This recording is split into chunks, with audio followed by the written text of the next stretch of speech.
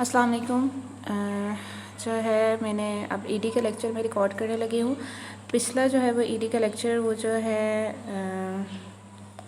हमने पिछले जो है वो लेक्चर्स जो है वो काफ़ी सारे हमने देख लिए हैं साथ साथ। तो अब जितने मैं पिछले कर चुकी हुई हूँ, जो मैं अपलोड कर चुकी हुई हूँ, उससे नेक्स्ट टॉपिक में करने लगी हूँ। मैं आपको बुक से दिखा देती हूँ पहले।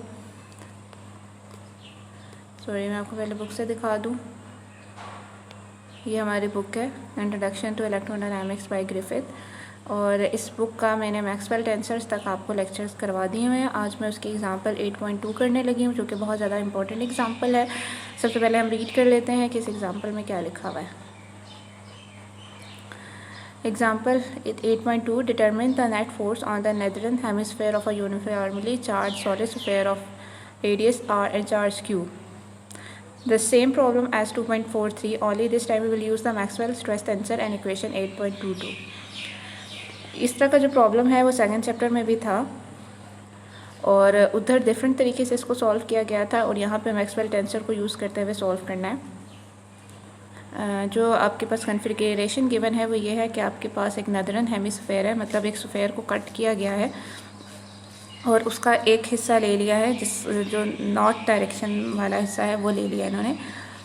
जैसे हम नदरन हेमिस्फेयर करते हैं, मतलब अगर उसमें से आप जेड डायरेक्शन में अगर यूनिट वेक्टर बनाएं, जैसे इस केस में जेड डायरेक्शन है, तो ये नॉर्थ को पॉइंट कर रही है, तो इसलिए हम इसे नदरन हेमिस्फेयर कह रहे हैं। इसका रेडियस कैपिटल आर है और उसके ऊपर चार्ज क्यू है। हमने ये फाइंड करना है कि आपके पास इसके ऊपर टोटल नेट फोर्स जो है वो कितनी लग रही है चार्जेस की वजह से। तो मैंने इसको सॉल्व करा हुआ है, जो कि मटेरियल मैंने आपसे शेयर भी किया था। आई होप कि आपने उसको देख लिया होगा। अगर आपने उसे नहीं भी देखा तो मैं उसको दोबारा से, जो मैंने मटेरियल सॉल्व किया है आपके लिए, वो मैं आपको दिखाती हूँ। जैसे आई वांट टू चेक कि मेरा रिकॉर्डिंग हो रही है कि नहीं।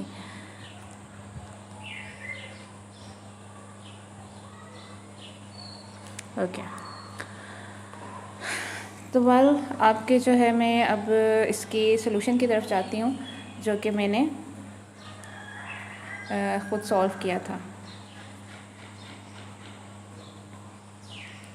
ये मेरा सॉल्यूशन है एग्ज़ाम्पल 8.2। तो मैं जिस प्रॉब्लम का उन्होंने आपको रेफरेंस दिया हुआ है, वो प्रॉब्लम जो है वो उसको मैंने लिख लिया है। मैं चाह रही थी कि पहले हम लोग प्रॉब्लम जो है वो सॉल्व कर लें जो प्रीवियस है, फिर हम ये वाला एग्ज़ाम्पल सॉल्व करें। असल में मैं आपको कंपेयर करवाना चाहती थी कि किस तरह से आप दो तरीके से एक ही प्रॉब्लम को सॉल्व कर सकते हैं। दो कि ये वाला जो मैं प्रॉब्लम आपको अभी इस एग्ज़ाम्पल से लिंक करके सॉल्व करवाने लगी हूँ, वो आपके पास प्रीवियस जो है वो कोर्स का हिस्सा है, लेकिन इसको पढ़ने से आपकी अंडरस्टैंडिंग जो है उसमें इजाफा ही होगा। तो सबसे पहले जब हम पिछला तरीका देख रहे हैं प्रॉब्लम को सॉल्व करने का, जो सेकंड चैप्टर का था, उसमें आपको कहा गया था कि आपने वही सेम था कि उसमें बस डिफरेंस ये था कि मतलब सदरन हेमिस्फेयर किया हुआ था, उससे कोई फ़र्क नहीं पड़ता अब नदरन के हैं या सदरन के हैं। सदरन जो है उसके बिल्कुल ऑपोजिट वाला पार्ट होगा स्फेयर का। तो उसका जो अब ये प्रॉब्लम सॉल्व करने के लिए आपको इलेक्ट्रिक फील्ड फाइंड करनी थी इनसाइड द चार्ज स्फेयर।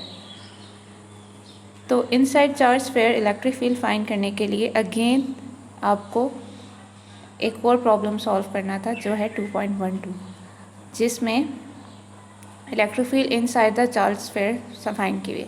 मैं ये सब स्टेप किस लिए किए हैं, मैं direct Maxwell stress tensor use करके सिंपल 8.2 एग्जाम्पल भी सॉल्व कर सकती थी। ये सिर्फ मैंने आपकी रिवीजन के लिए किए हैं कि पहले मैंने सोचा कि मैं सेकंड चैप्टर वाला प्रॉब्लम कर लेती हूँ क्योंकि उसका जिक्र आया, तो फिर उसके बाद उसमें जो भी चीज़ें हैं उनको भी डिस्कस कर लेते हैं। अब उसके अंदर हमें क्योंकि इलेक्ट्रिक फील्ड चाहिए, तो फिर मैंने इलेक्ट्रिक फील्ड के लिए भी अलग पूरा प्रॉब्लम सॉल्व किया है।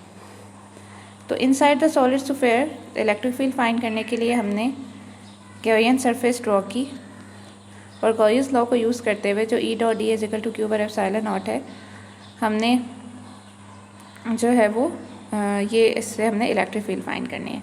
अब सबसे पहला स्टेप आपका क्या है कि आपने Q फाइंड करना है, और क्यू फाइंड करने के लिए आपने, क्योंकि ये सॉलिड स्फीयर है और इसमें वॉल्यूम चार्ज होगा, तो हमने वॉल्यूम चार्ज डेंसिटी का फार्मूला यूज़ किया। यहाँ से हमने डी क्यू की वैल्यू निकाल ली, और अगर आप डी क्यू के ऊपर इंटीग्रेशन करें तो आपके पास टोटल चार्ज आ जाता है। तो डी क्यू के ऊपर क्यू के बराबर है रो डी टॉ के, तो टोटल चार्ज आपके पास क्या हो जाएगा, इंटीग्रेशन रो डी टॉ। तो हमने यहाँ पे क्यू की जगह क्या पुट कर दिया, इंटीग्रेशन रो डी टॉ। फिर उसके बाद ई डॉट डी ए के दरमियान में जो एंगल है वो 0 डिग्री है, क्योंकि इलेक्ट्रिक फील्ड और यूनिट वेक्टर एक ही डायरेक्शन में पॉइंट कर रहे हैं, इसलिए हमने थीटा को 0 ले लिया और ई डॉट डी ए को सिंपल हमने ई डी ए लिख दिया। फिर उसके बाद हमने कहा रो किसके बराबर होता है, चार्ज ओवर वॉल्यूम के। चार्ज क्यू है और वॉल्यूम है 4/3 पाई आर क्यूब, जो कि स्फीयर का वॉल्यूम है। और इसको हमने इस ई डी ए वाले रिलेशन के अंदर पुट कर दी रो की वैल्यू। कॉन्स्टेंट्स को हमने बाहर निकाल दिया, इंटीग्रेशन में आपके पास डी टॉ रह गया। डी टॉ वॉल्यूम इंटीग्रेशन है, क्योंकि आपके पास स्फीयर है तो आप स्फेरिकल कोऑर्डिनेट्स यूज़ करेंगे, जो R square sine theta D phi and D R है। आर की लिमिट जो है वो, क्योंकि आप इनसाइड द स्फीयर फाइंड कर रहे हैं और इनसाइड आप जो है कोई भी वैल्यू आर ले लेंगे 0 to r, और एंगल की वैल्यू आपके पास साई की वैल्यू जो है वो आपके पास 0 to 2 पाई होगी और थीटा की वैल्यू 0 to पाई। तीनों पे अलग-अलग इंटीग्रेशन अप्लाई करने के बाद हमने जब उसको लिमिट पुट करके सॉल्व किया तो हमारे पास ये फाइनल फॉर्म आ गई, जो कि बराबर है Q R cube epsilon not capital R cube. As charge is uniformly distributed, therefore E is also uniform। तो आपके पास जो है E को इसलिए हमने इंटीग्रेशन से बाहर निकाल लिया। अब हम DA के ऊपर सरफेस इंटीग्रल अप्लाई करेंगे। अगेन ये स्फेरिकल सरफेस है और सरफेस के 2 यूनिट्स होते हैं, तो इसलिए इस पर डबल इंटीग्रेशन है। R square sine theta D phi. R पे क्योंकि कोई इंटीग्रेशन नहीं आ रही तो आर कांस्टेंट है, उसे हमने बाहर निकाल दिया और उसको दोनों साइड से हमने कैंसिल कर दिया। साइन थीटा डी थीटा और डी फाई के ऊपर हमने लिमिट अप्लाई की, उसे सॉल्व किया तो आपके पास आई थिंक ये 4th पेज 2 दफ़ा अटैच हो गया। उसे सॉल्व किया तो आपके पास इलेक्ट्रिक फील्ड की वैल्यू आ गई और फिर हमने इसे वेक्टर फॉर्म में लिख दिया। पहले हमने सिंपल इसके साथ यूनिट वेक्टर अटैच किया, फिर यूनिट वेक्टर और आर मैग्नीट्यूड को कंबाइन करके हमने आर वेक्टर बना दिया। तो इस तरह से आपने electric field inside the solid sphere की रिवीजन कर ली। तो इस टॉपिक में आपको ये चीज़ भी रिवाइज होगी कि अगर आपने सॉलिड स्फीयर के अंदर इनसाइड इलेक्ट्रिक फील्ड फाइंड करनी है तो आपने कैसे करनी है। अब नेक्स्ट स्टेप क्या है, वही प्रॉब्लम 2.47 जिसके लिए हमने ये इलेक्ट्रिक फील्ड फाइंड की थी, क्योंकि हमने उस पर फोर्स फाइंड करनी है। फोर्स का फार्मूला है क्यू ई, कूलम फोर्स का। अगर आप इसको आप दोनों साइड से वॉल्यूम से डिवाइड कर देंगे तो स्मॉल एफ आपके पास रिप्रेजेंट कर रहा है फोर्स पर यूनिट वॉल्यूम को, और जो क्यू बाय वी है वो आपके पास वॉल्यूम डेंसिटी रो को रिप्रेजेंट करे। यहाँ पे ये मेरी लास्ट लाइन में ये गलती है, इसमें आपके पास क्यू बाय वी की जगह आपने रो पुट करना है, जो कि मैंने आगे 6 इक्वेशन में पुट किया हुआ है। अब जो रो की वैल्यू है वो हमने ऊपर देखी थी, Q over 4/3 pi R cube है, और ई की वैल्यू तो हमने ऊपर फाइंड कर ली है। इन दोनों को सॉल्व किया तो ये आपके पास क्या आ गई, फोर्स आ गई। ये जो फोर्स है मैंने कहा कि इसकी जो डायरेक्शन है वो z है, तो आपके पास जो है वो इसका d, तो अब ये तो फोर्स पर यूनिट वॉल्यूम है, तो आपने सिंपल फोर्स फाइंड करनी है तो ऑब्वियसली आप क्या करेंगे, विद रिस्पेक्ट टू वॉल्यूम इसकी इंटीग्रेशन कर लेंगे। और आपके पास फोर्स का हमने वो कंपोनेंट लेना है जो कि z डायरेक्शन में है। तो आपके पास ऊपर से तो सारा स्मॉल एफ की वैल्यू वही आ गई, लेकिन जो आपके पास साथ कॉस थीटा का रिलेशन आया है वो आपके पास इसलिए है कि आपके पास हमने आर का वो कंपोनेंट लिया है जो कि जैसे मैंने इस फिगर में भी ड्रॉ किया हुआ है, आर का वो कंपोनेंट लिया है जो z डायरेक्शन में है और वो आर कॉस थीटा है। और डी टॉ की वैल्यू हमने पुट कर दी r square sine theta D phi. तो इस तरह से आपके पास जो टोटल फोर्स आ गई नदरन हेमिस्फेयर पे, फिर आपने आखिर में इंटीग्रेशन करनी है ताकि एफ जेड आ जाए। इंटीग्रेशन करी और हमने आर की लिमिट 0 टू कैपिटल आर ले ली। अब यहाँ पे अगर आप नोट करें तो फाई की लिमिट 3 की लिमिट तो 0 टू 2 पाई ही है, लेकिन जो थीटा है उसकी लिमिट 0 टू पाई/2 है, क्योंकि अब हम हेमिस्फेयर की बात करें।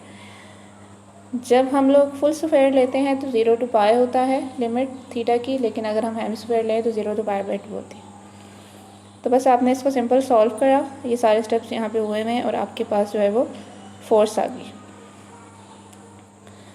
अब हम एग्जाम्पल 8.2 की तरफ आते हैं, जिसमें हमने मैक्सवेल्स स्ट्रेस टेंसर को यूज़ करके ही यही प्रॉब्लम सॉल्व करना है। मैं यहाँ पे वीडियो को स्टॉप कर रही हूँ, मैं दूसरी वीडियो रिकॉर्ड करूँगी क्योंकि बहुत ज़्यादा लंबी वीडियो को अपलोड होने में टाइम लगता है। तो अब दूसरी वीडियो में एग्जाम्पल 8.2 डिस्कस करेंगे।